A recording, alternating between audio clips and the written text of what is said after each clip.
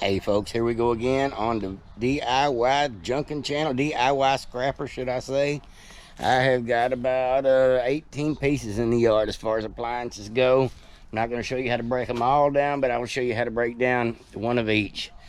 Stove, dryer, washer, refrigerator, microwaves, and all the little miscellaneous stuff, including like fans and things that have a cord on them and a little electric motor on them as well. Now we do pick up certain things that have just a little precious metal.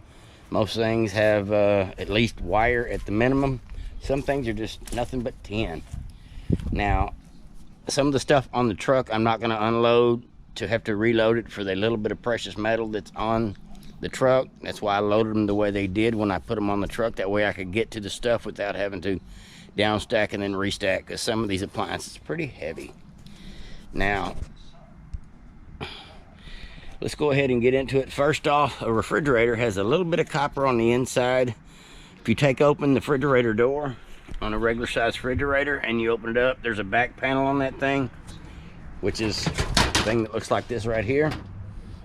Now this back panel comes out with a couple of screws, and you take it out and it's got a little bit of wire in it, chop, and it's got behind this plastic cover 2 more screws to take out this little electric motor, because this right here's got copper windings in it, so they take these as electric motor weight, which is 3 times 10 weight, if not 4 times 10 weight. And then I take a refrigerator after I get that piece off. There's also an aluminum coil behind that panel in there inside the refrigerator. Pays $1 or so to break it down. Very sharp, very dangerous as far as cutting your hands up. And these refrigerators, the older they are, the heavier they are, and the more copper they have in them. Now this thing is pretty dirty on the inside. We're gonna get all these things out. Now the compressors on these things have clips or cotter pins, and they come right out. But I have to do a little bit more zipping these screws out in order to get this whole entire piece here pulled out. Now they've got electric motor, compressor, copper, and the wire, and the cord, of course. And then this thing here, this here is the copper line. See here? This copper line runs all the way up into the inside of the refrigerator. I'll take this panel off just because that's an extra 3 foot of copper tubing that I'll get off this machine. Like I said, the older the refrigerator, the better as far as the weight and copper content. Now I picked up a Vent-A-Hood, as you see here. Very minimal amount of wire just here. And underneath this Vent-A-Hood thing, there is a little bitty electric motor in there, about like the one in the refrigerator I just showed you. Now this here is a glass top drop-in stove. And this thing, because it's got a big piece of glass on it, I try not to handle it too much. I'm not trying to break the piece of glass, but I will take this here loose in order to get to this wire, because this thing has got, as you see, 3 or 4 strands of good wire in it. I always pull the wire off of everything. Now here was the slide-in stove that went with that glass top, and this thing has an aluminum frame all the way around it. I will take that off. That will not take long. And it's like the other machine. It's got a piece of conduit with a bunch of wire. Now you can go the extra mile and take the screws out of this thing and actually get a little more of the wire out. The wire actually goes from here up to the front control panel. Now as far as other appliances go, this dryer here, I'll take this dryer. I took the back panel off this dryer already, and the wire in it comes from right here at the 220 point. Pull this 220 wire off, go in my pile with my rest of my 220 wire that will be put up on the porch for stripping with our wire machine here in a little while. Now these blocks, these things right here, they got brass in them. They're really hard to get out unless you're using a grinder. So I just cut the cord here, strip the cord, and then run each individual strand through my wire stripper machine. Makes it number 1, number 2 copper. Now this Romex, this yellow wire you're looking at down here, that is number 1 wire. That will go through my stripping machine as well. Did pick up a sink. Now the sink is porcelain. But I will take the sink, I will put it in my dumpster, and then I will smack it, preferably with safety goggles on, and knock this loose, because this is die cast with brass. And if you're not sure of the precious metals, they'll help you at the scrapyard. And it's got a little bit of copper tubing on it as well. This bottom piece here is always brass, even though it doesn't look yellow. It's a polished brass. And I even got the water line, or the water valve fitting, which is brass, after I take this little plastic piece off the top. Sort, separate, and clean. Now, here's something most people don't know about electric motors. They do pay better than 10 weight, but at times, instead of having copper windings, if you look closely, this one here's actually got aluminum windings. Wash machines are the worst about having electric motors with aluminum windings instead of copper windings. And some scrap yards will let you make it on that as an electric motor weight, but mine here in Waco, Texas will not. Here's two more motors. Both of these have aluminum windings instead of copper windings. And best way to check is just get a pair of cutters out and just pinch it, and you'll see if it shines copper or it shines aluminum. Now, I've always got a trash can close by, got my tools within reach, and I try to sort this stuff in such a way that I'm able to, like say, take all the panels off the backs of these things, like these dryers and these stoves, in order to get to the wire the quickest, and get all that stuff shucked as quick as possible, and then I'm usually done with them. Now, these buckets like this here is full of what I call my small tin, all the little small pieces that you're guaranteed to have a bucket or two of when you start dismantling this stuff. It just helps to have it consolidated in buckets. That way, when it gets time to go to the scrap yard, I can pour all these buckets into one of these dryers and close the door, and it saves space that way. I have got a gas dryer and a couple electric dryers. The gas dryer actually has less wire than the electric dryer. I will cut the cord off of it and zip these screws out on the side here, these 1/4-inch screws, and get to it. This here is a bucket of miscellaneous, 90% tin, but had to go the extra mile to pull out this extra money, this #1 wire, stuff like this here. This here is a water pump that goes on one of these newer top-load wash machines, and this piece here, and I'm holding in my hand, has actually got a little bit of copper windings in it. If we go the extra mile and unzip this thing, it'll be an electric motor too. Now, most of these dryers and stoves have a big cord on them, either yellow or black. And I always take those off because they're heavy. I always strip them with my machine because it ends up being #1 or #2 copper, as you see. Both of these dryers, the back panel's off of already, and it makes it so much easier to clean. But on any of these machines, the control panel, which is the head of these things, is where the wire originates from, and always goes down to the inside where the motor is, like in here. Now, on this truck over here, yeah, my yard's a mess today, folks. On this thing here, I will just cut. See, here's another one of those electric motors I was just telling you about. This thing here has actually got copper windings in it. Pretty easy to take off and take loose. But we will cut all the wire, and I will be done with this one. This one's got a minimum clean on it. There is an electric motor here, but this electric motor's got aluminum windings as well. And I just don't go the extra mile to pull them off for the ones that are considered 10 weight anyway at this particular scrap yard. No need in working harder than you have to. This here is basically the same machine, got an electric motor on it, but because it's a washer, it's got electric windings, or the windings are aluminum instead of copper. Now this here, just a wash machine with washer hoses.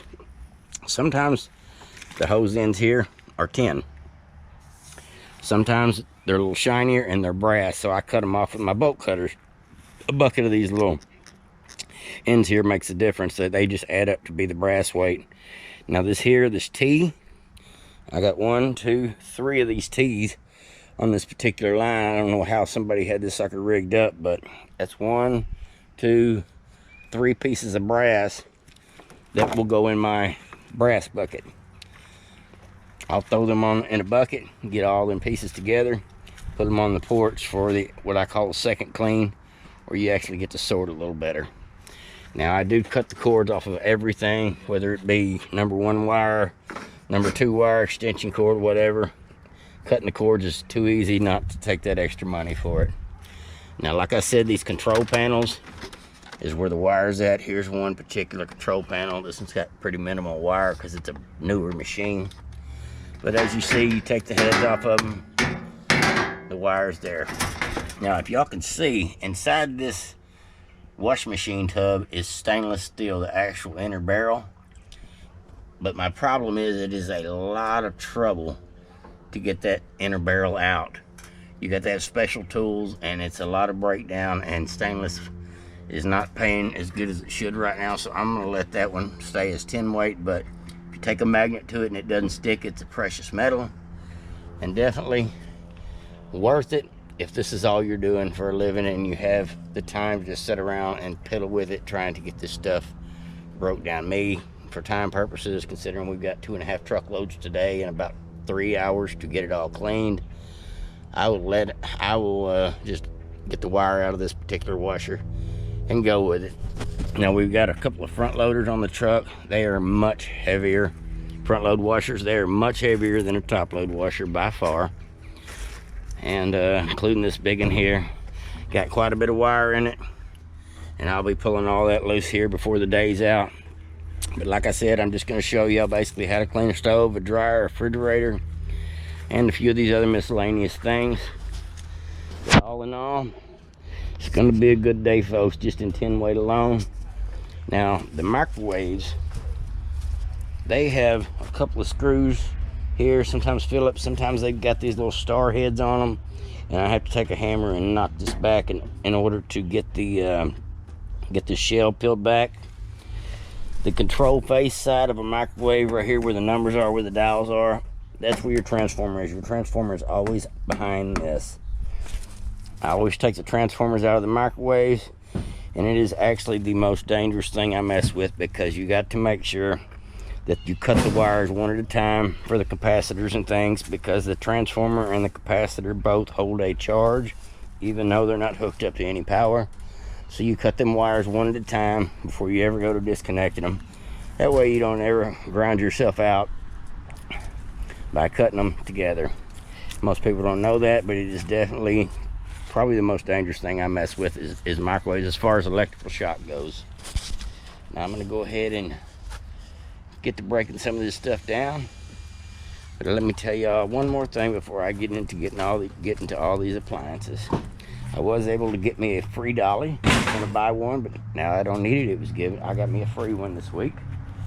Stuff like this, any appliance, whether it be a fan, a motor, anything that's got a cord on it, microwave, dishwasher, power tools, they all have got a cord on them. And if you cut the cord off and throw it in a bucket with the rest of the cords, you do better. And all them type cords are like this type cord right here. They all go as number 2 wire, which doesn't pay great, but it's definitely worth it. Now, these 3 pieces here, I took to the scrapyard, these pieces of brass. There's one little fitting on the end of all 3 of them that's stainless, and because they were being picky, I'm gonna have to do a re-clean on them and just pull that one piece of brass off. Do that with the pipe wrench. Now, little things, sometimes like aluminum pans and pan lids, you got to unscrew or break the tops off of. This is cast aluminum, 50 cents a pound, but I'll take a hammer and knock that off, and this will be a piece of clean aluminum to go in the aluminum bucket. So we're gonna have transformers, electric motors, aluminum, copper, brass, a little bit of die cast, number 1 copper wire, number 2 copper wire, number 1 copper, number 2 copper, a compressor, and a few other little precious metals along the way, including some brass fittings and things. Makes it all add up. We'll end up doing probably better today on the tin than we do on the precious metal, just because there's not a ton of precious metals in these particular type of appliances, but it all does add up. Me and my wife break this stuff down. I try to get the big stuff separate, the little stuff separated from the big stuff, and then I send it to the porch, and she does a final clean on it. She's actually, I've worked several people junking before, but I have to say my wife is probably the hardest working woman I've ever worked with, and she makes a great partner for doing this junking business. I try to do all the heavy grunt work and the lifting, and have her do the tedious dismantling, because it seems to work out best for us both like that. She's up on the porch. I can hear the drill in the background. Just getting it done. Alrighty, folks. I'm fixing to get in to start shucking these suckers. Let me know what you think. Give me a like, subscribe, and share. Hit the notification bell at the end of the video or at any time during the video, just to make sure you don't miss out on any of our junking exploitations we're doing here. Every day that I get out here and do junk, it's always something new to learn, even for myself at times. All right, folks. Folks, I'm going to show y'all how to clean a microwave the safest way possible. The thing that holds the charge in the microwave is the transformer, but it holds it because this capacitor here is actually about like a car battery, because it holds the copper, or it holds the electricity inside the winding. See this capacitor? Scrapyard don't even like to buy these for fire hazard, but they go anyway because they come off the machines. They just go back in. But at any rate, I'm gonna go ahead and zip all the screws out of this and show you how quick and easy it is to get the transformers out of these microwaves safely as possible. And I got professional cameraman, my wife, here gonna help. Now there's usually about 10 screws in these things that you gotta get loose. And certain screws, like these star bits, are in there for a reason. Just so the average person can't get in a microwave because of the shock factor. I suggest rubber gloves for anybody that does this. Blinking red and went black. Yeah, it's okay. That's normal. But you take all the screws that keep you from getting in the panel of this thing. Now you don't have to clean the entire thing. You just got to be able to get behind the control panel. Now, this here, because it's one screw, like I said, is not a Phillips. It actually needs a hammer. We can grab my hammer. They put that one extra screw in there just for safety's sake. Now, there's all kinds of microwaves, but they've all got transformers in them. Just that easy. It peels loose, and you don't have to take the microwave apart no more than that right there. Now, I always use insulated wire cutters for safety's sake. And certain wires, I cut one at a time. Now, all this little stuff here, it can be pulled loose as is. Cut, cut, cut. Get that little bit of extra number 2 wire weight. And careful, the circuit boards are always sharp. I cut myself this morning on one. A little bit of cutting. Now the transformer is right here. It is full of copper. And the best way to get access to it, there's actually 4 Phillips head screws right here. They got to be taken out to get this thing loose. But for safety's sake, we always take this thing right here, capacitor, cut the wires on it first. Because if you cut them wires, then the power is off on this thing. Even though it's unplugged, still holds a charge. Now that I know the capacitor is not holding no juice to the transformer, easy as pie. Get in here, short bit, zip these screws out, Phillips head. Everything you take apart on an appliance is either 5/16, quarter inch, or Phillips. I keep those 3 bits in my pocket when I'm junking.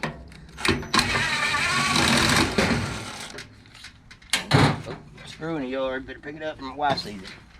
Yeah, I'm right about that. Now, like I said, I do recommend gloves. I don't wear them, but I do recommend them. Now, there's a magnetron in here. I don't mess with that thing. Some people take these microwave transformers and make soldering irons and welding tools and all kinds of things with them because they're great for a lot of power. You could actually build a battery charger. I have a couple of these connected together. Super heavy, can be sold as electric motor weight. But me, I take it and I throw it on the porch with the other 8 or 10 I got. And one of these days, one of these videos, I'll show you how to break these suckers down. There's a weld bead right here that I split loose. And these things right here with a hammer tap out, tap out, tap out, and tap out. And this is two good pieces of copper windings. Well worth it to sell it as electric motor weight or as copper. I take the extra step and make it pure copper. That's what I want out of every microwave that I get. And like I said, I got two of them here. I'll get them both shucked, but for me, the only worth the time involvement on a microwave is cutting the wire out and getting that transformer out of there. But first thing I do is make sure that I cut that capacitor wires one at a time. That is the trick for safety. Rubber gloves, insulated handles on your tools. I cannot stress that enough.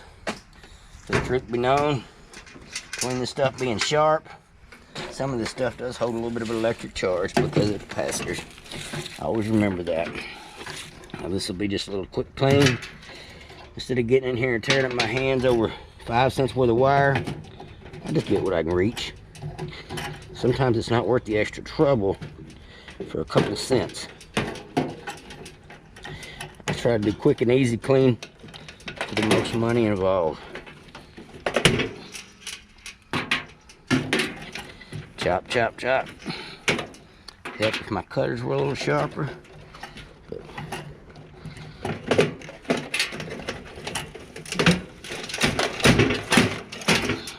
don't try that at home either. That's how I cut myself earlier.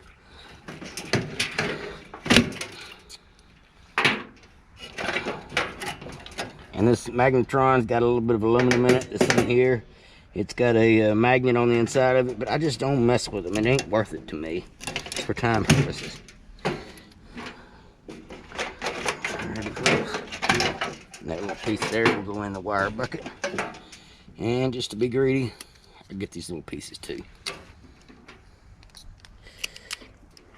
All right, that microwave shuck, just that quick and easy, took a couple of minutes. Try to do it the safest way possible, and definitely get that transformer out if you're not worried about it. All right, let's hit the button on the top. And all right, folks, I'm fixing to finish shucking this other microwave.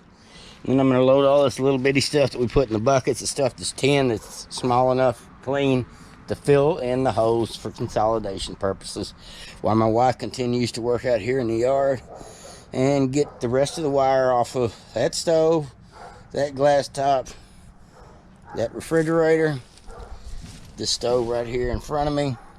See how much wire's in the back of these things? Now the dryer here has got a little bit of wire. Back here is the control panel where all the wire originates from.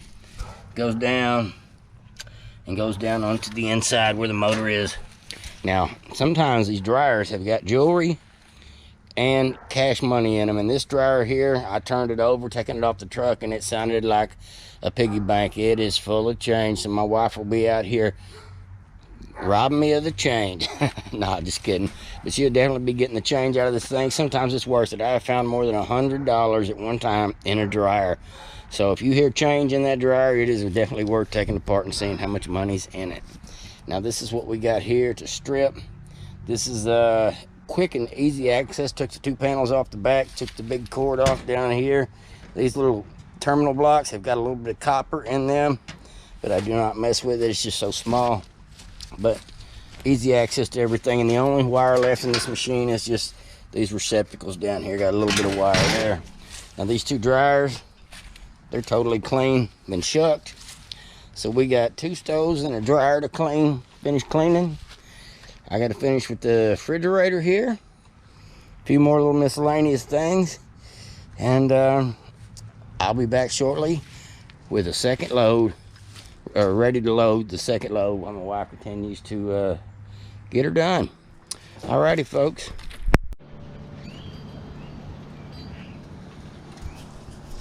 Hey folks, me again, Shannon Fox, out here on the porch with the DIY Scrapper channel.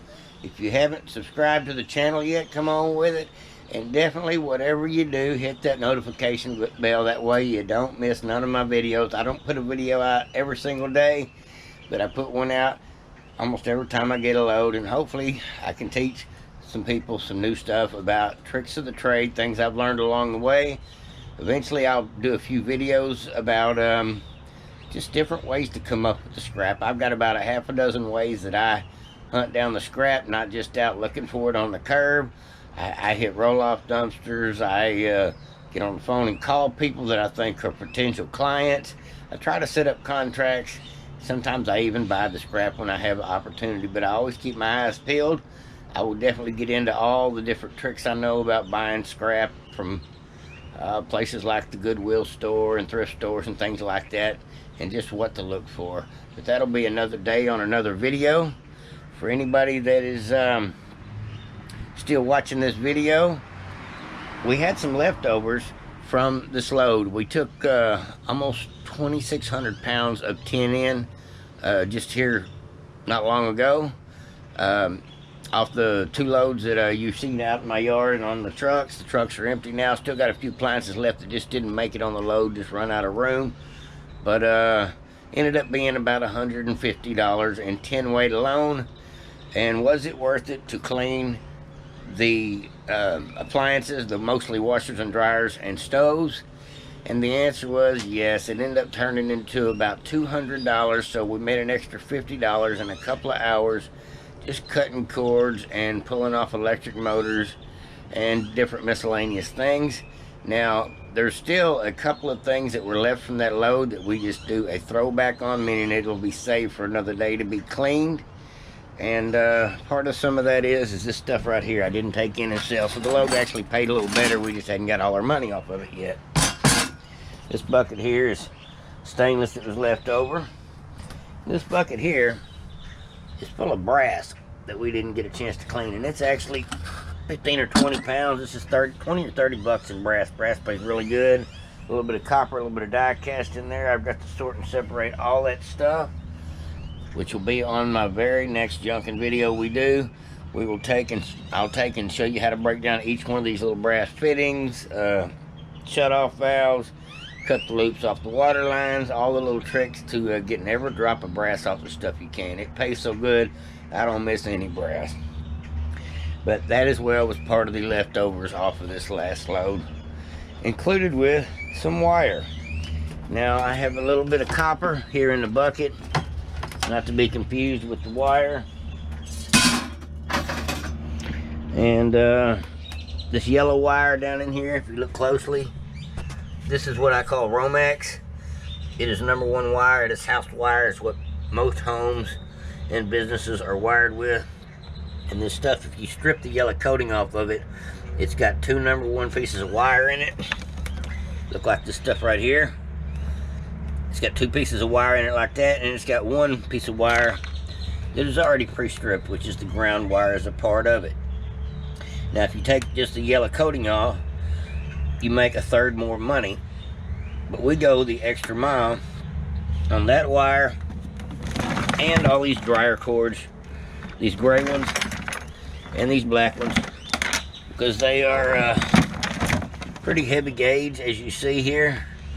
I'll cut these little brass tips off of them. I'll take this black wire and I'll run a knife down it just to get that original coating off. I'll cut these heads off of all these 220 plugs that were on these dryers and stoves. They all have 220 plugs. You just cut this off. You can cut the brass little tips off here, but I'll run a knife down both sides of this. And all this wire in this bucket, probably another $30, $40 in money. Well, actually, if you went and sold it like this, it'd be about $20. But since we're gonna go the extra mile and strip it with our little wire stripping machine, which is right over here, this tool right here, I'm just really learning to use this thing. We've used it about 3 or 4 times, and we paid about $150 for it, and it's already paid for itself. It's just a pretty neat, handy tool to have. And as far as that yellow Romex goes, within that bucket, and those 220 cords, it is definitely a perfect tool to have. It increases our price from number 1 wire to #1 copper, which is more than $1 a pound difference. So every time I run something through this machine, it usually almost doubles our money just to run it through the machine. We hook a drill up to this here and just squeeze the trigger of the drill as we feed this stuff through. And there's a little blade in here that slices that stuff up. and then you just peel the coating off the wire. I'll show you all of that in the very next video. But as far as things go, I still got a little yard cleaning to do. My wife did most of the cleaning the yard up because it's always a mess, and thank God we found a roll around magnet, one of those roll around magnets like the roopers use to help us with the screws and stuff that do hit the yard between all this dismantling. Now, like I said, we did make enough money to make it well worth our while, and we're just in process of now of doing the what I call the throwback. And the very next video I will make, probably here in a few days, will involve this wire strip machine, just showing you how quick and easy it is and how much it is worth it to own that machine if you scrap metal for a living. And we'll show you how to break down the brass and show you the difference in the brass, the die cast, and the copper on that little sink I had as well. Now, if you remember the microwaves I broke down earlier, and move my fishing poles out of the way, the wire, those transformers I broke down earlier that I said were oh so dangerous, well, there's one. I've got 2, 3, 4, 5, 6, 7 of those that are actually all come out of a microwave. Now, some of these other smaller transformers you're looking at here, they come out of other things. Most everything electrical has some transformers in it, whether they're little bitty or they're big. But some of them are really easy clean, and I'll show you all that on one of my future videos when I feel like I've got enough of these. I'll wait till I got about 25 of these transformers, or 30, and I'll get out here and I will split the weld beads. If you can see right here, there's a weld bead. I can hit that thing with a hammer, break this thing open, and get this copper windings off of here pretty easy. And believe it or not, they're pretty heavy.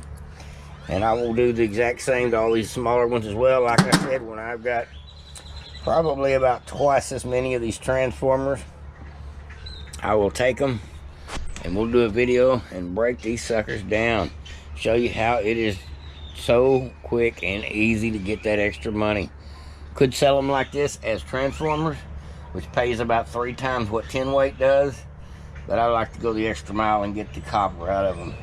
The only time I do not break down transformers 100% is when they have aluminum windings, and occasionally some of these microwaves have aluminum windings in them, and when they are in the transformers, and when they do, I sell them just as electric motor weight versus breaking them down. And I'll show you the difference in that in the next video as well, because you got to make sure it's worth your time to go that extra mile to break stuff down. And whether it's got copper windings or aluminum windings makes a huge difference on when and if I do decide to break that stuff down or sell it for electric motor weight instead. Now, I've got a lot of little trinkets here on the porch. It's a little cluttered up here, but I find a lot of neat stuff out junking. All kinds of ceramics and antiques and boat lights and meat grinders, and even throw switches for electrical. Looks like something you would use for an electric chair. And of course, tons of deer antlers. You find this stuff when you're picking through stuff on the curb and different places, and some of this stuff I just bring it home and put it on the porch just because I can't seem to throw it in the scrap, because it's not scrap to me. It just seems like decorative.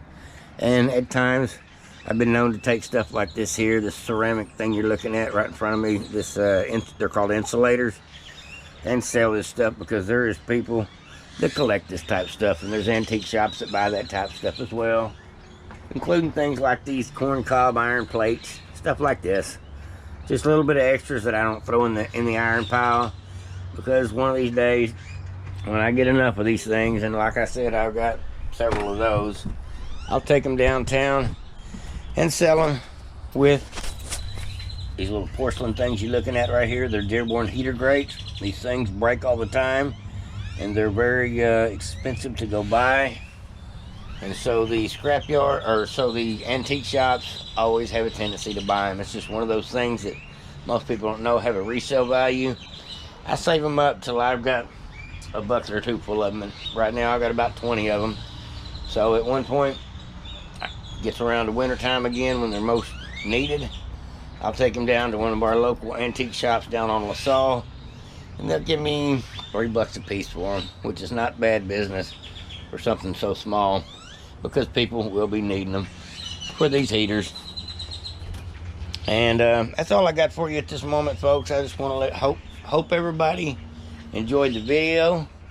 Like I said, like, subscribe, hit that notification bell, and tell your friends about my channel. I'm trying to grow this channel up. I've only had it up a few months, but I would like to get this channel where it needs to be monetizable, because my politics channel, I cannot seem to keep my conversation perfect over there, so they keep me on strike, which prevents me from being monetized, even though I'm way past my point of being able to be monetized.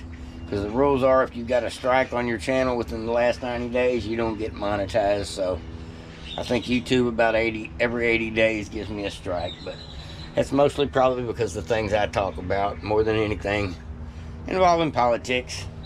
But we won't do any politics on this channel just to be safe. But I would like to let everybody know this is fun to do, breaking down the junk. Hopefully it's informative. And well, before I get off here, let me just show you. Got a few followers on my channel already, and I'm thankful and appreciative to every one of them, including my biggest fan, which you're looking at right here. You believe I found this? This is junk too, but I couldn't throw it away. Instead, we plugged this sucker in on a hot day, and it blows nice breeze across the porch. Keeps us cool while we're breaking down the little stuff that takes that extra little bit of work to clean. Now, that's all I got for you today, folks, but we did clear right around a little over $200 on hour and a half's worth of picking up metal, $15–20 worth of gas, and about 3 or 4 hours breaking it down. And like I said, we've got leftovers, $40 or $50 at least in leftovers to clean another day. So that works out all right. So it ended up being $200-something a day once everything is all said and done. Not bad business for something you love doing, something that I love doing. And we got a free dolly out of the deal as well, which this thing was well worth it. I was going to buy me another dolly since my other one got broke, but I didn't have to. I was fortunate enough to come across this one as well. It was given to me, as a matter of fact, by somebody that was letting me haul off some appliances. And that's the way it goes in the junk business sometimes. Sometimes you find little treasures. Sometimes you have to buy tools that make it well worthwhile, like this thing right here, which I will show you exactly how this sucker works if you don't know already on the next video. So hit the notification bell, like I said, and come back and join me, and we'll talk junk together. Like, subscribe, and share. Over and out.